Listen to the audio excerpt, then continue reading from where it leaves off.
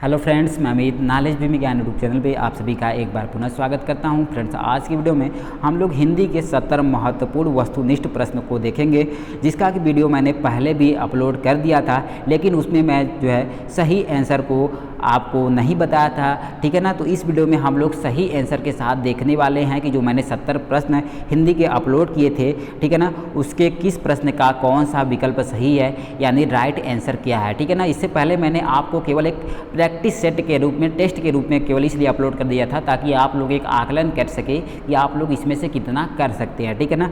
तो आप लोगों ने, बहुत सारे लोगों ने जो है उसमें कोशिश किया है, ठीक है, लेकिन मैं यहाँ पर जो है आप लोगों को इसलिए पूरी तरह से जो है कि आंसर की के साथ अपलोड कर देना चाहता हूँ ताकि आप लोग इसको अच्छे से रिवाइज कर सके, तैयार कर सके, और BHU BND एग्जाम 2021 में जो देने वाले हैं उसमें हिंदी से जो प्रश्न पूछे जाने वाले हैं उसको आप पूरी तरह से कर सके, यानी आपका एक भी क्वेश्चन जो है गलत नहीं होना चाहिए, ना तो छूटना चाहिए। इसलिए जो है मैं हिंदी से जो है रिलेटेड 70 महत्वपूर्ण वस्तुनिष्ठ प्रश्नों के सही आंसर के साथ लेकर आया हूँ। ठीक है ना। यह मेरा पार्ट 1 है। इस पर मैं एक और वीडियो लेकर आने वाला हूँ जो कि 70 क्वेश्चन का होगा, जिससे कि हिंदी का जहाँ से भी क्वेश्चन पूछा जा सके वो पूरी तरह से कवर हो सके। तो फ्रेंड्स, बगैर समय नष्ट करते हुए चलिए हम लोग इसको देख लेते हैं।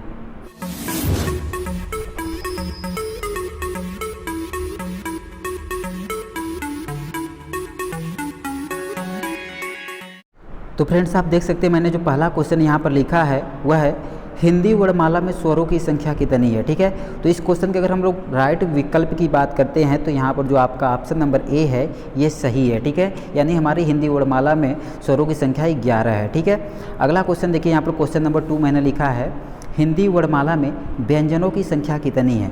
तो इस क्वेश्चन के अगर हम लोग राइट विकल्प की बात करते हैं तो यहाँ पर जो आपका ऑप्शन नंबर ए है ये सही है, यानी 33 जो है व्यंजन हमारी हिंदी वर्णमाला में हैं। ठीक है।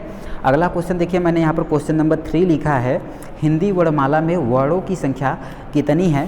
तो इस क्वेश्चन के अगर हम लोग सही विकल्प की बात करते हैं तो यहाँ पर जो आपका ऑप्शन नंबर ए है ये सही है, यानी 52 जो है वर्ण हैं हमारे हिंदी वर्णमाला में। ठीक है।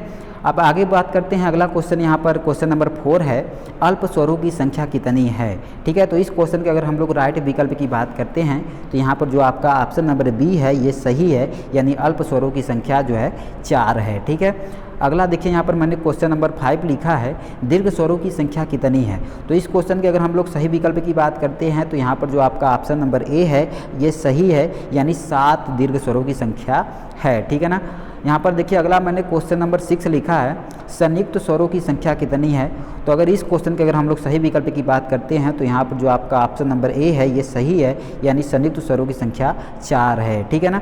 आगे बात करते हैं, देखिए अगला यहाँ पर क्वेश्चन मैंने लिखा है क्वेश्चन नंबर 7 स्पर्श व्यंजनों की संख्या कितनी है। स्पर्श व्यंजनों की संख्या जो है कितनी है। तो अगर इस क्वेश्चन के अगर हम लोग सही विकल्प की बात करते हैं तो यहाँ पर जो आपका ऑप्शन नंबर ए है, ठीक है ना, ये सही है, यानी 25 स्पर्श व्यंजनों की संख्या है। ठीक है ना। आगे देखिए, क्वेश्चन नंबर 8 मैंने यहाँ पर लिखा है अनुनासिक व्यंजनों की संख्या कितनी है। ठीक है। तो इस क्वेश्चन के अगर हम लोग सही विकल्प की बात करते हैं तो इसका भी ऑप्शन नंबर ए जो है ये सही है, यानी अनुनासिक व्यंजनों की संख्या 5 है। ठीक है ना। अगला देखिए, क्वेश्चन नंबर 9 मैंने यहाँ पर लिखा है अंतस्थ व्यंजनों की संख्या कितनी है। तो इस क्वेश्चन के सही विकल्प की बात करते हैं तो ऑप्शन नंबर ए आपका सही है, यानी अंतस्थ व्यंजनों की संख्या जो है 4 है। ठीक है।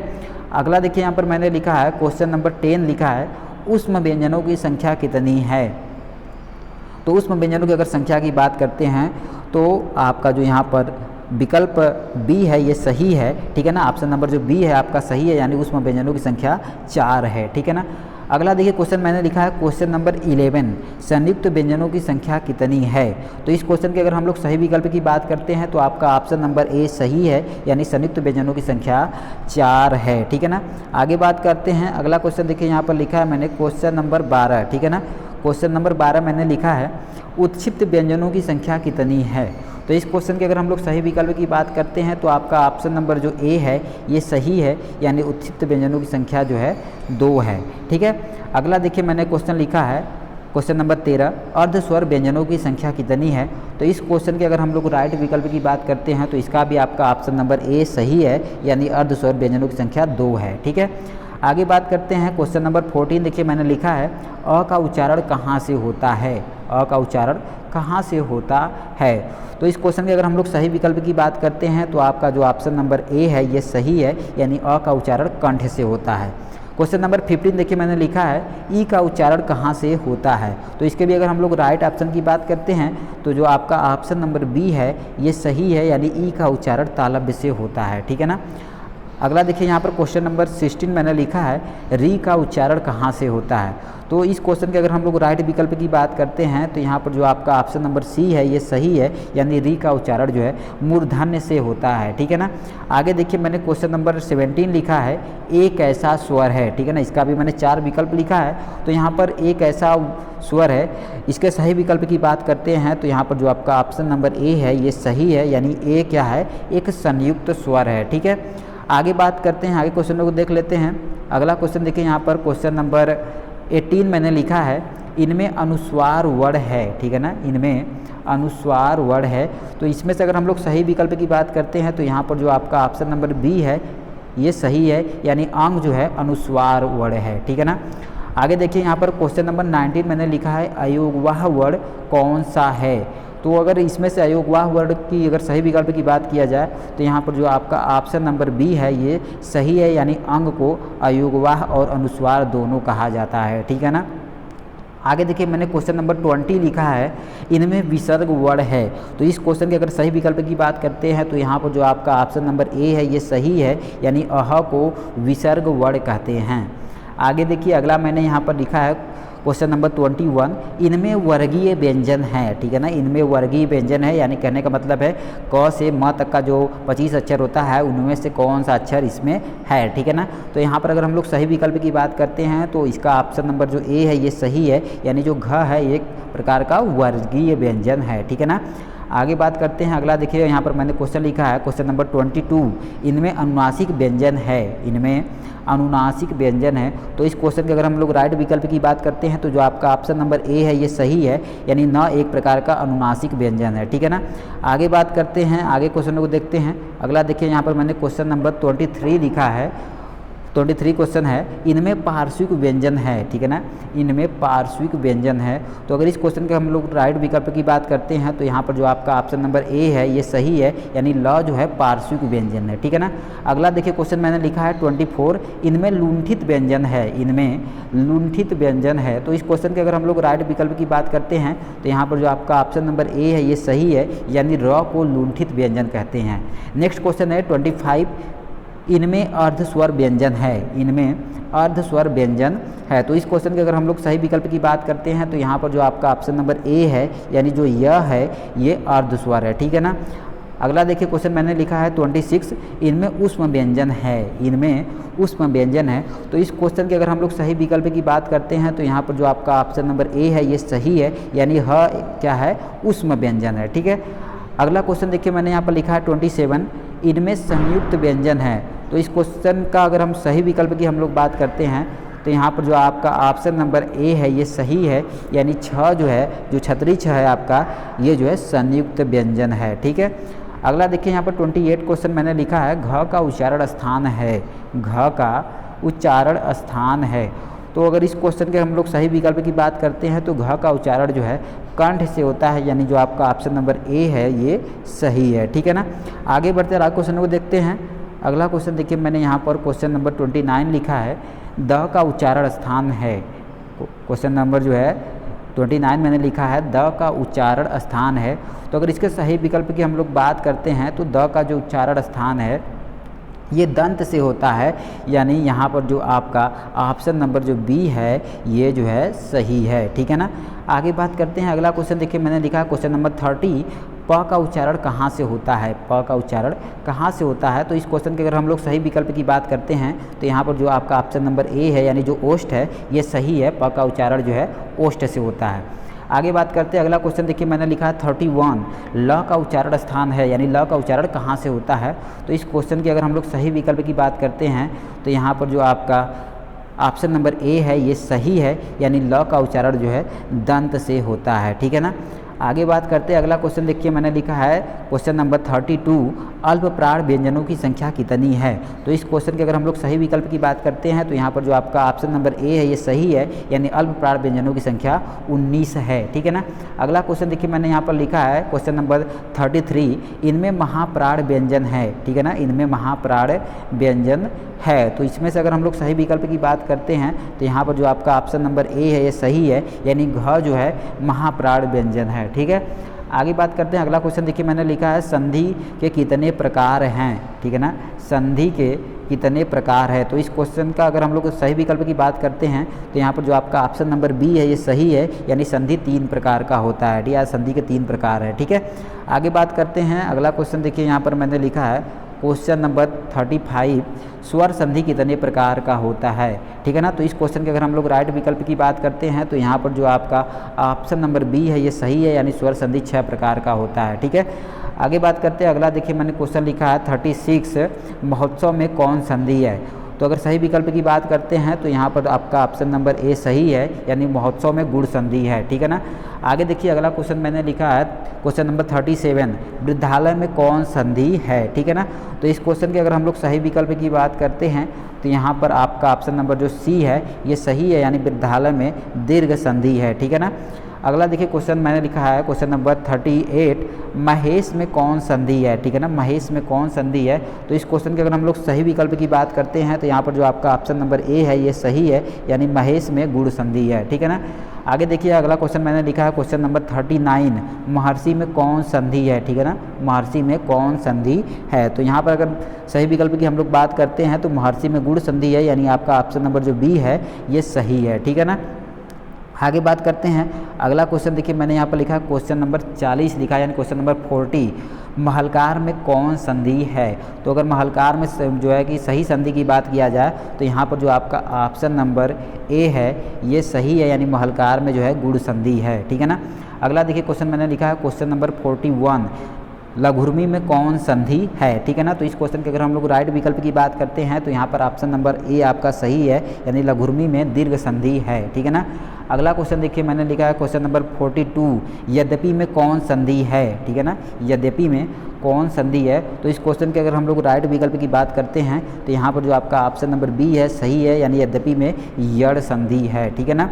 अगला देखिए क्वेश्चन मैंने लिखा है क्वेश्चन नंबर 44, हरेव में कौन संधि है, ठीक है ना, हरेव में कौन संधि है। तो अगर राइट विकल्प की बात करते हैं तो आपका ऑप्शन नंबर ए सही है, यानी हरेव में पूर्व रूप संधि है, ठीक है ना। अगला क्वेश्चन देखिए मैंने यहाँ पर लिखा है क्वेश्चन नंबर 45, महौषधि में कौन संधि है, ठीक है ना। तो अगर इस क्वेश्चन के अगर हम लोग राइट विकल्प की बात करते हैं तो यहाँ पर आपका महौषधि में वृद्धि संधि है, यानी आपका ऑप्शन नंबर जो ए है ये सही है, ठीक है ना। अगला क्वेश्चन देखिए मैंने यहाँ पर लिखा है क्वेश्चन नंबर 46, तथैव में कौन संधि है। तो इस क्वेश्चन की अगर हम लोग राइट विकल्प की बात करते हैं तो यहाँ पर आपका ऑप्शन नंबर ए सही है, यानी तथैव में भी जो है आपका वृद्धि संधि है, ठीक है ना। आगे बात करते हैं, अगला क्वेश्चन देखिए यहाँ पर मैंने लिखा है क्वेश्चन नंबर 47, नायक में कौन संधि है, ठीक है ना, नायक में कौन संधि है। तो अगर इसके राइट विकल्प की हम लोग बात करते हैं तो यहाँ पर जो आपका ऑप्शन नंबर ए है ये सही है, यानी नायक में अयादी संधि है, ठीक है ना।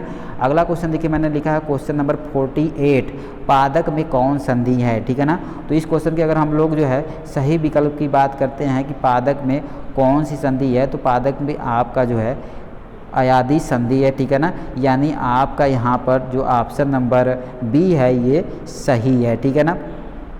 आगे बात करते हैं, अगला देखिए मैंने 48 के बाद 49 नहीं लिखा है, सीधे 50 लिखा है, ठीक है, वो मिस्टेक हो गया है, ठीक है, तो उसको कोई दिक्कत नहीं है, ठीक है। अब आगे बात करते हैं 50 नंबर क्वेश्चन की। तो 50 नंबर क्वेश्चन मैंने लिखा है मातृडम का संधि विच्छेद है, ठीक है, संधि विच्छेद है या संधि विच्छेद क्या है, ठीक है। तो देखिए यहाँ पर आपको ध्यान देने वाली बात ये है कि मैंने जो मातृडम शब्द लिखा है इसके लास्ट में जो म वर्ड है उसमें मैंने हलंत नहीं लगाया है, लेकिन जो मैंने ऑप्शन दिया हुआ है उसमें हलंत लगा हुआ है, ठीक है। यानी कहने का मतलब है जो मैंने शब्द लिखा है उसके लास्ट में म में भी हलंत होना चाहिए था, ठीक है। तो ये थोड़ा सा मिस्टेक हो गया है, आप लोग इसको समझ जाइएगा, ठीक है ना।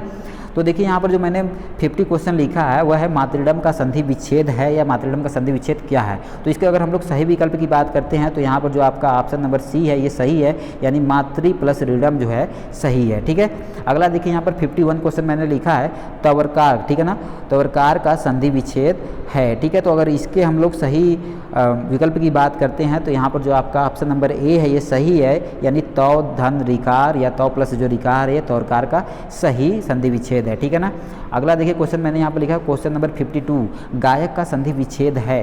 ठीक है, तो अगर सही विकल्प की हम लोग बात करते हैं तो यहाँ पर जो आपका ऑप्शन नंबर ए है ये सही है, यानी गय प्लस गायक का सही संधि विच्छेद है। ठीक है ना, अगला क्वेश्चन देखिए मैंने यहाँ पर लिखा है क्वेश्चन नंबर 53 महोदय का संधि विच्छेद है। ठीक है, तो इस क्वेश्चन के अगर हम लोग सही विकल्प की बात करते हैं तो यहाँ पर जो आपका ऑप्शन नंबर ए है ये सही है, यानी महा प्लस उदय जो है महोदय का सही संधि विच्छेद है। ठीक है ना, आगे बात करते हैं अगला क्वेश्चन देखिए मैंने यहाँ पर लिखा है क्वेश्चन नंबर 54। ठीक है ना, वो क्वेश्चन है ममैव का संधि विच्छेद है। ठीक है, ममैव का संधि विच्छेद है। ठीक है, तो आपको यहाँ पर भी देखिए ध्यान देने वाली बात ये है कि मैंने जो है दो विकल्प एक ही लिख दिया है। ठीक है ना, देखिए यहाँ पर मैंने ऑप्शन नंबर ए भी वही लिखा है मम प्लस एव, और ऑप्शन नंबर सी भी मैंने लिखा है मम प्लस एव। तो यहाँ पर अगर हम लोग सही विकल्प की बात करते हैं तो यहाँ पर आपका ऑप्शन नंबर ए भी सही है और ऑप्शन नंबर सी भी सही है, लेकिन आपको पेपर में केवल एक ही ऑप्शन सही दिया जाएगा। ठीक है, ये मिस्टेक से हो गया है। ठीक है, आगे बात करते हैं अगला देखिए मैंने क्वेश्चन लिखा है क्वेश्चन नंबर 55 छात्रावास का संधि विच्छेद है। ठीक है, तो इसके अगर हम लोग सही विकल्प की बात करते हैं तो यहाँ पर आपका ऑप्शन नंबर ए सही है, छात्र प्लस आवास। ठीक है, अगला क्वेश्चन देखिए मैंने यहाँ पर लिखा है 56 क्वेश्चन। ठीक है, यानी 56 नंबर का क्वेश्चन मैंने लिखा है घनश्याम में समास है या घनश्याम में कौन सा समास है। तो इस क्वेश्चन के अगर हम लोग राइट विकल्प की बात करते हैं तो यहाँ पर जो आपका ऑप्शन नंबर ए है ये सही है, यानी घनश्याम में जो है कर्मधारय समास है। ठीक है ना, अगला क्वेश्चन देखिए मैंने यहाँ पर लिखा है 57 नंबर मैंने क्वेश्चन लिखा है प्रत्येक में समास है, यानी प्रत्येक में कौन सा समास है। तो यहाँ पर अगर हम लोग सही विकल्प की बात करते हैं कि प्रत्येक में कौन सा समास है तो आपका ऑप्शन नंबर ए जो है सही है, यानी प्रत्येक में अव्ययी भाव समास है। ठीक है ना, अगला क्वेश्चन देखिए मैंने यहाँ पर लिखा है क्वेश्चन नंबर 58 त्रिभुज में समास है, यानी त्रिभुज में कौन सा समास है। ठीक है, तो इस क्वेश्चन के अगर हम लोग सही विकल्प की बात करते हैं तो यहाँ पर आपका जो ऑप्शन नंबर बी है ये सही है, यानी त्रिभुज में द्विगु समास है। ठीक है ना, अगला क्वेश्चन देखिए मैंने यहाँ पर लिखा है क्वेश्चन नंबर 59 माता पिता में समास है या माता पिता में कौन सा समास है। ठीक है ना, तो इस क्वेश्चन के अगर हम लोग राइट विकल्प की बात करते हैं तो यहाँ पर जो आपका ऑप्शन नंबर ए है ये सही है, यानी माता पिता में द्वंद्व समास है। ठीक है ना, क्योंकि और का लोप है। ठीक है, और दोनों एक दूसरे के विपरीत है। ठीक है, आगे बात करते हैं अगला क्वेश्चन देखिए मैंने यहाँ पर लिखा है क्वेश्चन नंबर 60 यानी 60 लंबोदर में समास है। ठीक है, तो इसमें से अगर हम लोग सही विकल्प की बात करते हैं तो लंबोदर में आपका बहुव्रीहि समास है, यानी ऑप्शन नंबर ए जो है आपका ये सही है। ठीक है ना, अगला क्वेश्चन देखिए यहाँ पर लिखा है मैंने 61 राजपुरुष में समास है। ठीक है ना, तो इस क्वेश्चन के अगर हम लोग सही विकल्प की बात करते हैं तो राजपुरुष में आपका तत्पुरुष समास है, यानी ऑप्शन नंबर ए आपका यहाँ पर सही है। ठीक है ना, अगला क्वेश्चन देखिए मैंने लिखा है 62 नंबर बादल से जल गिरता है में कारक है, यानी बादल से जल गिरता है इसमें कौन सा कारक है। ठीक है ना, तो इस क्वेश्चन के अगर हम लोग राइट विकल्प की बात करते हैं तो यहाँ पर जो आपका ऑप्शन नंबर ए है ये सही है, यानी इसमें अपादान कारक है। ठीक है ना, अगला क्वेश्चन देखिए मैंने लिखा है 63 राम गेंद के द्वारा खेलता है में कारक है, यानी राम जो है गेंद के द्वारा खेलता है इसमें कौन सा कारक है। ठीक है ना, तो इस क्वेश्चन के अगर हम लोग राइट विकल्प की बात करते हैं तो यहाँ पर जो आपका ऑप्शन नंबर ए है ये सही है, यानी इसमें करण कारक होगा। ठीक है ना, अगला क्वेश्चन देखिए मैंने लिखा है 64 राम को पढ़ना है में कारक है, अर्थात राम को पढ़ना इसमें कौन सा कारक है। ठीक है ना, तो देखिए यहाँ पर राम को कार्य करना है इसलिए यहाँ पर आपका कर्म कारक हो जाएगा, यानी ऑप्शन नंबर जो ए है ये सही है। ठीक है ना, अगला क्वेश्चन देखिए मैंने लिखा है 65 नंबर वह राम की बहन कारक बताइए। ठीक है ना, यानी वह राम की बहन इसमें कौन सा कारक होगा। ठीक है ना, तो वह राम की बहन यानी राम से और बहन से संबंध बताया जा रहा है। ठीक है, तो यहाँ पर जो है आपका क्या हो जाएगा संबंध कारक हो जाएगा, यानी ऑप्शन नंबर आपका ए जो है ये सही है। ठीक है ना, आगे बात करते हैं अगला देखिए क्वेश्चन मैंने यहाँ पर लिखा है। ठीक है, 66 क्वेश्चन मैंने यहाँ पर लिखा है, वह घर में रहता है कारक बताइए, ठीक है ना, यानी वह घर में रहता है, इसमें कौन सा कारक है, ठीक है। तो इस क्वेश्चन के अगर हम लोग राइट विकल्प की बात करते हैं तो यहाँ पर जो है आपका ऑप्शन नंबर जो ए है ये सही है, यानी इसमें अधिकरण कारक होगा, ठीक है ना। अगला क्वेश्चन देखिए मैंने यहाँ पर लिखा है 67 क्वेश्चन लिखा है, भारत भारती किसकी रचना है, ठीक है ना, भारत भारती किसकी रचना है। तो अगर हम लोग सही विकल्प की बात करते हैं तो यहाँ पर जो आपका ऑप्शन नंबर बी है ये सही है, यानी मैथिली शरण गुप्त जो है भारत भारती को जो है लिखा है, ठीक है ना। अगला क्वेश्चन देखिए मैंने लिखा है क्वेश्चन नंबर 68, महादेवी वर्मा के किस रचना के लिए उन्हें ज्ञानपीठ पुरस्कार दिया गया था, ठीक है ना। तो देखिए यहाँ पर अगर सही विकल्प की बात किया जाए तो आपका ऑप्शन नंबर जो सी है, जो यामा कृति थी महादेवी वर्मा की, उसके लिए वे जो है उनको ज्ञानपीठ पुरस्कार दिया गया था, ठीक है ना। अगला क्वेश्चन देखिए मैंने यहाँ पर लिखा है क्वेश्चन नंबर 69, राजाज्ञा में कौन समास है, ठीक है ना। तो अगर इसके हम लोग सही विकल्प की बात करते हैं तो यहाँ पर आपका जो ऑप्शन नंबर सी है, यानी तत्पुरुष समास होगा, ठीक है। अगला क्वेश्चन जो कि यहाँ पर लास्ट क्वेश्चन है वह है 70 नंबर क्वेश्चन, यानी 70 क्वेश्चन है, नमस्ते का संधि विच्छेद है, ठीक है ना। यहाँ पर देखिए मैंने 4 विकल्प लिखा है, तो इन 4 विकल्पों में अगर हम लोग सही विकल्प की बात करते हैं तो यहाँ पर जो आपका ऑप्शन नंबर बी है, नमः प्लस ते, ठीक है ना, ये सही है, ठीक है ना। तो ये आपका ऑप्शन नंबर बी जो है सही है।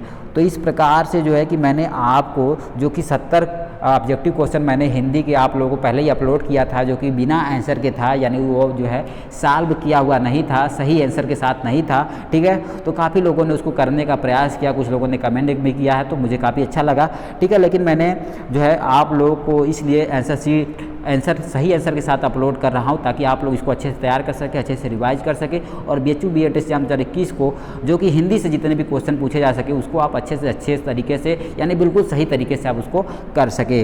तो फिर से अगर मेरा ये वीडियो आपके लिए थोड़ा भी हेल्पफुल हो, आपको थोड़ा भी अच्छा लगा तो प्लीज़ मेरे इस वीडियो को लाइक करना, शेयर करना, कमेंट करना बिल्कुल भी ना भूले, और हमारे नॉलेज भी ज्ञान यूट्यूब चैनल पर पहली बार आए हैं तो प्लीज़ इसको सब्सक्राइब करना भी बिल्कुल भी ना भूले, क्योंकि मैं यहाँ पर BHU BED एग्जाम 2021 की पूरी तैयारी कराने वाला हूँ। तो आपको और कहीं जाने की ज़रूरत नहीं है, यहाँ पर आपको पूरी की पूरी जो है जो तथ्य रहेंगे BHU BED एग्जाम से संबंधित सारी की सारी जानकारी यहाँ पर आपको बताई जाने वाली है। तो फ्रेंड मिलते हैं नेक्स्ट वीडियो में एक नए टॉपिक के साथ, तब तक thanks for watching for this video.